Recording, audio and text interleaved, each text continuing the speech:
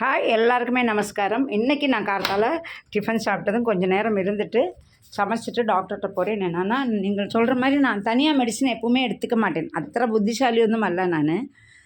அப்புறம் டாக்டர்கிட்ட போனப்போ நிறையா ஒரு கூடை மருந்து கொடுத்துருக்காரு. பிரேக்ஃபாஸ்ட்டே சாப்பிட்னா அத்தனை மருந்து அதிலேயே கொடுத்துருக்காரு அவர். ரொம்ப திட்டினார். இதே லெவலில் நீங்கள் போனேன்னா ஒரு 5 வருஷத்தில் டயாலிசிஸ் பேஷண்ட் ஆகிடுவேன், கண்ட்ரோலாக இருக்கணும் இனிமேல் அப்படின்னு சொல்லிட்டு அவள் சொன்னால். இந்த மாதிரி இனிமேல் கண்ட்ரோலாக இல்லைன்னா நீங்கள் இங்கே வராதுங்க. என்னென்னா, அந்த கவர்மெண்ட் டாக்டர்னாலும் ரொம்ப அக்கறையாக அவர் பேசுவார். இன்றைக்கி நான் என்ன மத்தியானம் சமைக்க போகிறேன் அப்படின்னு சொன்னால், மாங்காய் கூட்டாயும் எண்ணெய் கத்திரிக்காய் பொரியல். மாங்காய் கூட்டான்ட்டலாம். மாங்காய் கூட்டான் எப்படி பண்ணணும் அப்படின்னா, நன்னா கிளிமூக்கு மாங்காவை தோல் சத்தி, கிளிமூக்கு தான் கொஞ்சம் புளிப்பு இருக்காது, ஆனால் நன்னாவும் இருக்கும். தோல் சத்திட்டு நல்லா உப்பு மஞ்சள் செதுக்கி நறுக்கிட்டு உப்பு மஞ்சள் பொடி போட்டு வேக வைக்கணும். அதுக்கு நம்ம என்ன வறுப்போம் அப்படின்னா, வெந்தயம் போடுவோம். நம்ம எருவுக்கு எப்படி பண்ணுறோமோ பகுதி பச்சை மிளகா, பகுதி வர மிளகா. சரிங்களா? இப்போ 4 மிளகா வச்சுக்கிறோன்னா 2 அது 2 இது, 6 வச்சுக்கிறோன்னா 3 அது 3 இது, இப்படி 2 வெந்தயம் வச்சுட்டு தேங்காயம் வச்சுட்டு நல்லா அரைக்கணும். அப்படித்தான் அதை அரைச்சி விட்டோன்னா மாங்காய் கூட்டான் ரெடி. எண்ணெய் கத்திரிக்காய்க்கு என்ன பண்ணுவோம் சொல்ல, எண்ணெய் கத்திரிக்காய்னா ஒரு மசாலா எப்போவுமே நான் ரெடி பண்ணி வச்சுட்டுருப்பேன், ரெடியாக இருக்கும் என்கிட்ட. அதுக்கு நம்ம என்னென்ன போட்டு வரப்போனா, துவரம்பருப்பு, மிளகா வத்தல், மல்லி, அப்புறம் காஞ்ச மிளகா சொல்லியாச்சுல்ல.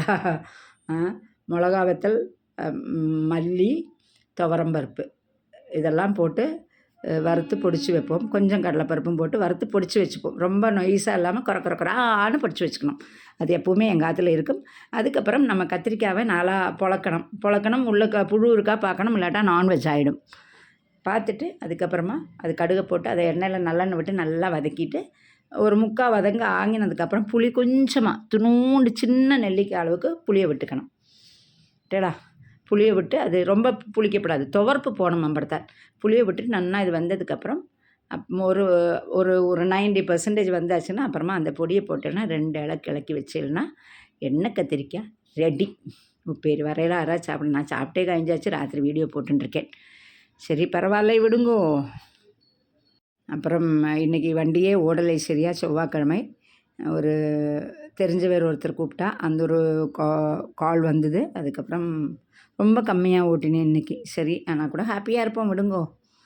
நடக்கிறதெல்லாம் நல்லதுக்கே அப்படின்னு நினச்சிட்டு உட்காந்தாயாச்சு. நீங்கள் இத்தனை பேர் என் கூட 25K ஃபாலோவர்ஸ் இருக்கீங்க. இதை விட எனக்கு என்ன வேணும்? 25,000 ஃபாலோவர்ஸ் என்கிட்ட இருக்கிறத இதை விட எனக்கு எதுவுமே வேண்டாம். நான் ஹாப்பியாக இருக்கேன். நான் ஹாப்பியாக இருக்கேன்ட்டலாம். அப்படி என்னோடய வாழ்க்கை இங்கே ஓரளவுக்கு சுகமாக போச்சு. அம்மா குழந்தைகளை பார்த்துருந்தா நான் சம்பாதிச்சேன். நடுவில் எப்போவாது எங்கள் ஆத்துக்கார் வந்து ஒரு 2 நாள் இருந்துட்டு போவார். அப்பவும் அவருக்கு சென்னையில் இருக்கிற ஆசை இல்லை. வருவார், 2 நாள் குழந்தைகள் கூட இருப்பார், போவார்.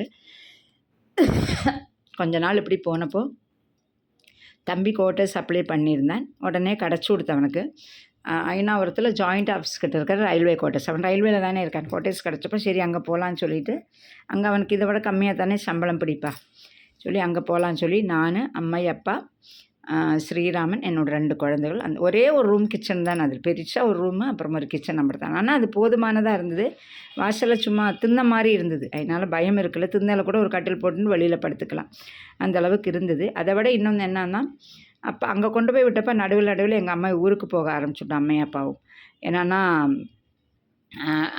குழந்தைகளை பார்த்துக்கணும்னு சொல்லி வந்ததும், ஆனால் குழந்தைகளுக்கு அக்கம் பக்கத்தில் நிறைய ரயில்வே குவார்ட்டர்ஸ் தானே, ஸ்டாஃப் நிறையா இருக்கிறதுனால அது ஒரு சேஃப்டியாக இருந்தது.